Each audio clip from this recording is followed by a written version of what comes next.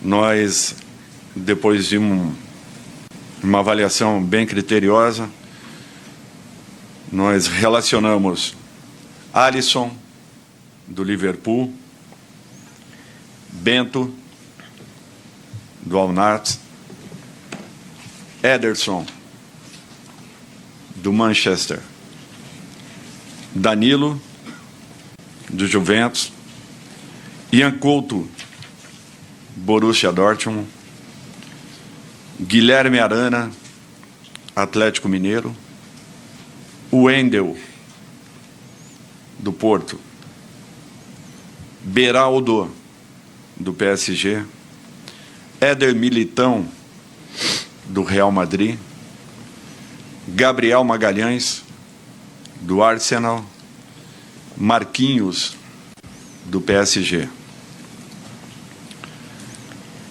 André, do Fluminense, Bruno Guimarães, do Newcastle, Gerson, do Flamengo, João Gomes, do Wolverhampton, Lucas Paquetá, do West Ham, Rodrigo, do Real Madrid, Endrick, do Real Madrid, Estevão, do Palmeiras, Luiz Henrique, do Botafogo, Pedro, do Flamengo, Savinho, do Manchester City e Vinícius Júnior, do Real Madrid. Boa tarde, Zé. Boa tarde. Bem-vindo de volta. Fala, Rick. Olha, assim, para mim tem dois destaques dessa convocação. Primeiro, com Estevão e Luiz Henrique, o Brasil chega a 68 jogadores convocados depois da Copa de 2022. Isso significa 68 nomes diferentes em 8 convocações. Se você tirar uma média mais ou menos, é como se 1/3 da lista mudasse a cada convocação.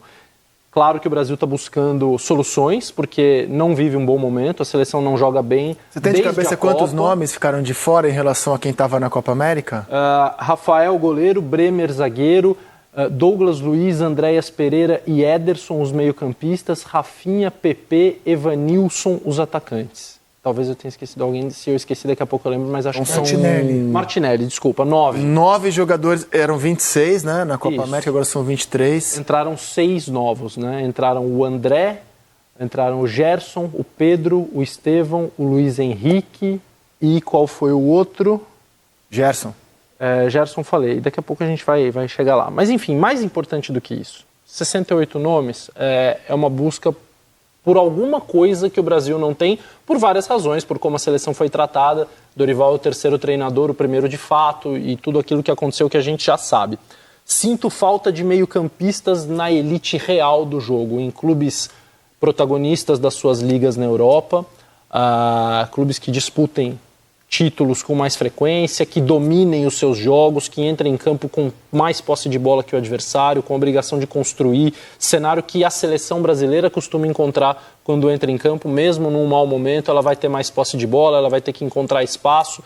Eu acho que os meio-campistas do Brasil estão distantes dessa realidade nos seus clubes, e aí é que vem um destaque. O Rodrigo foi citado pelo Dorival como meio-campista pela primeira vez. Ele citou os goleiros, os defensores, né, laterais, zagueiros e meio-campistas, o Rodrigo está lá. Ele convoca, me parece, André e Bruno Guimarães para uma posição um pouco mais de início de construção de jogada.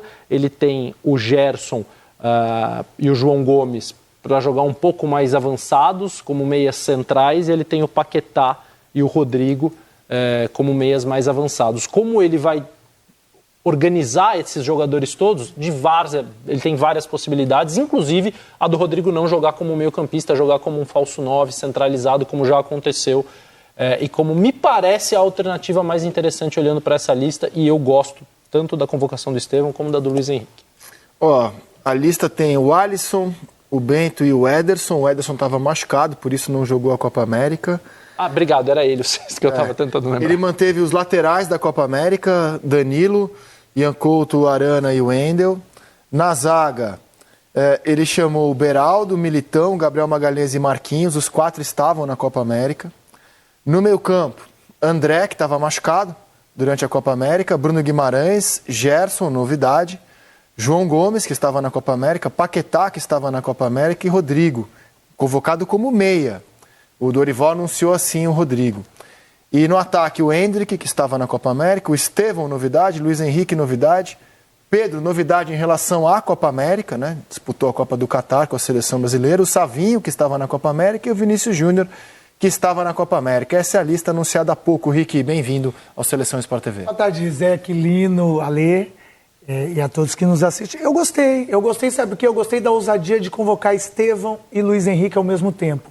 Porque muito se falava sobre, mas ali do lado direito tem o Rafinha, tem o Martinelli, e ficou assim, pô, vai colocar 4 jogadores numa mesma posição?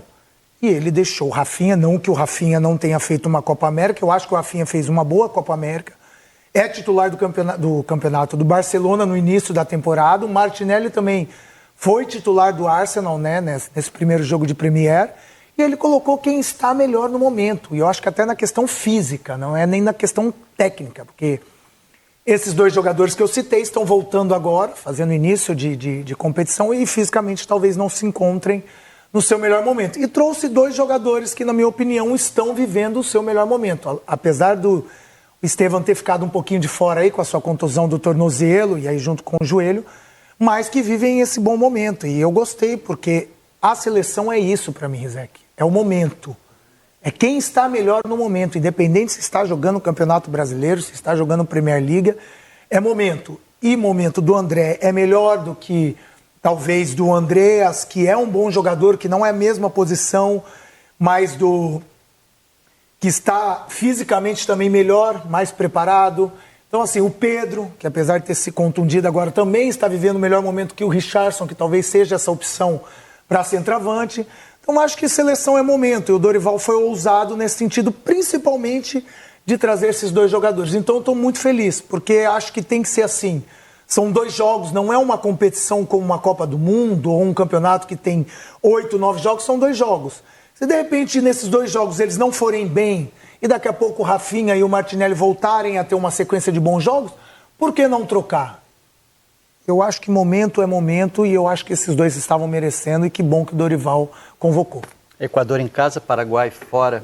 Equador em casa eu acho um jogo duro, cara. O Equador tem um ponto a mais que a seleção brasileira. São os adversários nos rodeiam nesse momento. Paraguai 2 atrás, o Equador com um ponto e pensando assim, no que o Equador mostrou na Copa América, um time competitivo, cara. O Equador já fez 4 pontos a mais que a seleção, né? Que ele começa a eliminatória devendo 3 pontos e ainda assim ele está na frente do Brasil. Então, se não fosse isso, ele teria 4 pontos à frente do Brasil. São 2 seleções que vão estrear treinadores contra o Brasil. Quer dizer, o Paraguai vai estrear na primeira rodada, né? Mas enfim, nesta rodada de eliminatória, o Equador estreando o Sebastián Becassese, argentino, o Gustavo Alfaro, outro argentino, que empatou com o Brasil dirigindo a Costa Rica na Copa América por 0-0, assume agora o Paraguai. Eu não imagino jogos simples, não, principalmente por todas as dificuldades que o Brasil vem tendo. O Equador foi melhor que a gente na Copa América. Sim, vem sendo melhor, sim, né? Assim, sim, foi melhor que a gente. Depois, no pós-2022, ali, o Equador tem uma estrutura muito melhor de time. Vamos calçar as sandálias da humildade para esse jogo. Pelo menos eu penso assim, cara. Eu penso assim, vamos calçar as sandálias da humildade para enfrentar o Equador em casa. Por isso que eu usei, até como metáfora, o Casimiro e a não convocação dele. Ele voltou bem para o United agora, tá? Tem 32 anos, não é nenhum coroa que você vai convocar e colocar no time, mas eu falo de um pouco mais de dureza, de uma seleção capaz de ter um pouco mais de consistência, de impor um pouco mais de respeito. Acho que os meninos do meio ali, principalmente quem fecha, né? O Rodrigo quando vem, o Vinícius quando vem, a gente tem leveza, a gente tem capacidade de criar jogo, mas às vezes acho que falta essa consistência, um pouquinho mais de dureza na frente da área. Eu acho que até pela questão do jeito que o Dorival joga, né? Porque o Casemiro foi muito detonado, entre aspas, porque na era principalmente do Diniz, esse primeiro volante era muito importante para fazer movimentações que não é do Casemiro. O Casemiro é aquele primeiro volante, fica ali, bem como o para-brisa antigamente, ali fazendo o posse de bola, controlando as ações, e com o Diniz não. Esse primeiro volante tinha que abrir, tinha que ir de zagueiro, voltar, e ele foi muito questionado, né? Muito mal. E eu também acho que ele deveria ter a oportunidade de voltar por tudo aquilo que ele representa, pelo começo de temporada que ele fez, é claro que é um primeiro jogo com o Manchester, mas é um jogador que tem um peso para a seleção brasileira, até para esses jogadores mais jovens. né, para o próprio André, para o próprio João Gomes, enfim. E deve ser convocado. Eu acho que logo numa sequência aí, o Dorival deve chamar ele novamente. Deixa eu mostrar a reação do Estevão, do Palmeiras, após ser convocado pela primeira vez. Foi assim, ó. Hendrick, do Real Madrid. Estevão. Luiz Henrique, Boa! do Botafogo. Ai, Jesus, obrigado, Senhor! Obrigado, Jesus, obrigado, Jesus, obrigado, Jesus! Nossa, Parabéns. Obrigado, Senhor! Parabéns. E Vinícius Júnior. Ah! Meu Deus! a gente está falando de um jogador que terá 17 anos e 135 dias quando estiver relacionado para enfrentar o Equador. Isso quer dizer que ele vai passar, por exemplo, o Ronaldo Fenômeno no ranking dos mais precoces a vestir a camisa da seleção principal do Brasil. Eu acho que é um fenômeno que vai ser cada vez mais comum no futebol. Jogadores jovens, a gente está vendo a lista, né, ainda liderada por um tal de Pelé. Ele vai ficar abaixo do Hendrick. Depois entre o Hendrick e o Walter. Talvez o desempenho do Lamine Yamal na Euro tenha estimulado outros treinadores de seleções a dar mais oportunidade para esse tipo de jogador, sobre quem o olhar de quem é do futebol percebe que é diferente. Acho que o Estevão está sendo convocado também pelo que ele já fez, claro, mas muito mais pela percepção do que ele vai fazer ao longo da carreira dele, e eu sou super a favor de já começar a inseri-lo na seleção brasileira, Mas porque acho que vai ser um hábito. Você acha que ele já tem condição de vestir a camisa do Brasil num jogo oficial, ou é uma convocação visando ao futuro? Acho que tem condição. Eu também acho. Acho que ele tem condição. Acho que ele entrou num time que é o time mais vitorioso do Brasil nos últimos anos. E todas as análises feitas, todas as relativizações que são feitas ao futebol que se joga no Brasil em relação ao futebol que se joga nas principais ligas europeias, ele entrou numa equipe vitoriosa, bem resolvida, que compete como nenhuma outra no futebol brasileiro, todos os jogos, até o último minuto, como a gente viu contra o Botafogo nessa semana, e ele virou o melhor jogador do time. Ele virou o protagonista da equipe, a ponto de quando ele não joga, o Palmeiras não funciona. A ponto dele ter ficado em campo o tempo inteiro, mesmo nitidamente sem condição para isso no jogo contra o Botafogo, pela percepção do treinador de que se eu tirá-lo, eu vou estar jogando as minhas chances de empatar o jogo ou de virar o jogo fora. Ele ganhou um peso, uma relevância num time que já é muito bem montado, assim, num estalar de dedos. Ele, para mim, é um jogador muito especial. Eu acho que ele tem condição. Não significa que ele vai jogar contra o Equador e vai jogar bem e vai decidir jogo e vai ser o protagonista da seleção de cara. Isso não aconteceu ainda nem com o Vinícius Júnior, que é o melhor jogador do Brasil há algum tempo. E não é um problema dele, é um problema da seleção. A seleção está sob pressão. Talvez isso, para ele, nesse momento, o deixe numa situação diferente. Não é hora de você colocar no menino a responsabilidade, né? Mas eu acho que o talento queima etapas, e ele tem que estar onde ele está. O lugar dele é a seleção brasileira. Não, é só uma observação que me chama a atenção, além de tudo isso que o Losetti colocou, que é perfeito sobre o Estevão, é a questão mental tática dele, né? Que ele desenvolveu assim rapidamente com 17 anos, de entender não só a função dele ofensivamente falando, que é diferenciada, a questão tática. O Abel fala muito isso nas coletivas, o quanto ele entende quando ele tem que vir por dentro, quando ele tem que acompanhar o lateral, porque o lateral é um jogador especial do time adversário.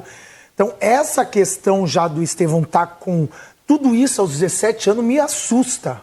Porque assim, se a gente pegar, e aí, gente, não é comparar, não, pelo amor de Deus, não estou comparando com o Hendrick, não.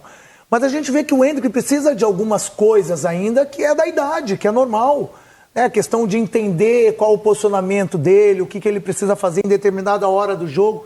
E o Estevão já tem isso. É impressionante como ele entende os mini-jogos que tem dentro de um jogo. Seja ele na parte tática, que eu acho mais difícil para essa idade, ou seja em decisões tomadas rapidamente que o jogo pede. Tem um gol em BH, Rick, desculpa te interromper, Imagina. Palmeiras e Atlético. O Palmeiras goleou o Atlético em BH, eu estava comentando esse jogo no estádio, e o Abel comemorou muito, um golaço do Estevão de fora da área. E depois eu soube que o Abel comemorou muito mais do que a finalização, que foi um golaço, porque ele roubou a bola. Então, assim, esse tipo de coisa, para o treinador, quer dizer, com 17 anos, ele foi pressionar, ele competiu no corpo contra um jogador mais forte, mais velho, roubou a bola, depois troca de passe, finalizou e fez o gol. Mas o que impressiona o treinador é ele ter roubado a bola, é isso que o Richarlison está falando. Cara, e acho que a seleção também tem que se preocupar com o ambiente, com torcida, e acho que assim, ver o Estevão ali vai dar uma agitada no estádio, cara. Onde é que é o jogo? Curitiba. Couto Pereira. ver o Estevão ali no estádio, assim, cara, eu acho, né? Tô supondo, né? Eu acho que é algo que dá uma animada. Como animou ver Vinícius Júnior, eu sei que ele jogou no Maracanã contra o Chile nas eliminatórias. Como anima ver o Endrick foi fazer um gol na Inglaterra, outro na Espanha, mas você vê essa garotada vestindo, dá aquela sensação de, ó, tem esperança, tem gente vindo, tem renovação. Sempre tem no futebol brasileiro gente vindo. Sempre tem. Tá pensando, o Losetti já escalou o time aqui, tem uma seleção escalada. O Losetti é bom de escalação. Alisson ou Ederson? A minha, Alisson. Na minha É a seleção. sua ou é do Dorival? Não, imagina, quem sou eu pra esse... Mal a minha, eu tô conseguindo, imagina Tá. do Dorival. Não, é que eu tava falando pro Richarlison antes e pro Lino que eu acho que essa seleção poderia jogar com um tripé de meio campo, um volante e 2 meias, para que quem tá ouvindo entenda melhor, um jogador mais recuado e 2 mais à frente no meio campo. E aí esse primeiro homem poderia ser o Bruno Guimarães com Gerson e Paquetá à frente, ou poderia ser o André com Bruno Guimarães e Paquetá, são jogadores versáteis, mas Rodrigo centralizado, Vinícius Júnior na esquerda e na direita você pode escolher. Pode ser Savinho, pode ser Luiz Henrique, pode ser o Estevão. E o Rodrigo? De 9. De De 9 fazendo Falso movimentações. O Rodrigo mais ou menos como jogava. como jogou. Ele convoca Pedro e Endrick e bota o Rodrigo. Embora ele Não, tenha... ele não, eu. Não, ele. Ele convocou, eu tô escalando. Tá, tudo bem, mas com a cabeça do Dorival, ó, Mas eu não sei se vai ser Alisson ou Ederson, o lateral vai ser o Danilo, o capitão dele na Copa tem que América. Vai ser Marquinhos, Marquinhos e Militão. Militão, o Gabriel Magalhães. Marquinhos e Militão. É?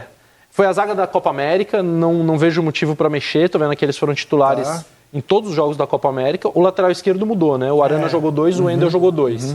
Então aí já abre uma dúvida em relação ao que ele vai fazer. Depende do como ele vai No querer meio, o time, você não citou o João Gomes, pode ser o João Gomes também, que tá com ele desde a primeira convocação. E foi o meio titular em todos os jogos da Copa América. Bruno Guimarães, João Gomes e Paquetá. Não, Mas o João o Gomes tá único- com ele desde a primeira convocação. O único volante central que ele tem é o André.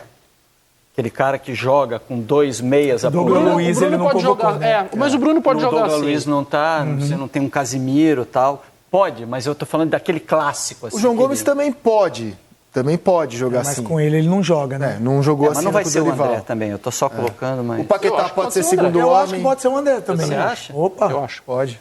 Uau. Bom, teremos muitos treinos aí Mas pela continua frente, teu né? time aí que tá bem escalado. Não, meu time não, como eu acho que o Dorival vai escalar. Tá. E assim, na Copa depois. América, ele tinha Oi? na Copa América ele também tinha 2 centroavantes e eles não foram titulares. O titular era o Rodrigo. Eu acho que o dentro. Dorival, quando anuncia o Rodrigo como meia, ele vai formar um meio-campo com um volante, Paquetá de segundo homem e Rodrigo. Pode ser. Uau. Não, como eu acho, né? Porque ele Assim. anunciou. Não foi à toa que ele anunciou o Rodrigo como meia.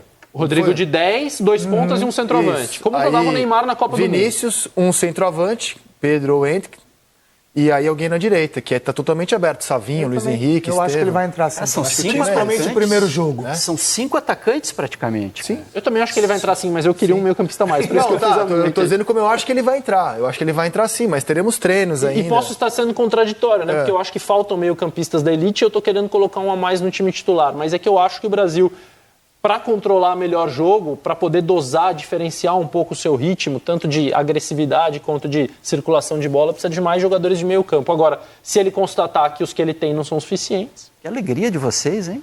Não, cara, não é como eu acho que ele vai escalar. Né? Como eu acho que ele vai escalar o time. A ver. eu gostaria de ver esse time, tá? Que você escalou. Sim, eu acho que ele vai escalar sim contra o Equador em casa.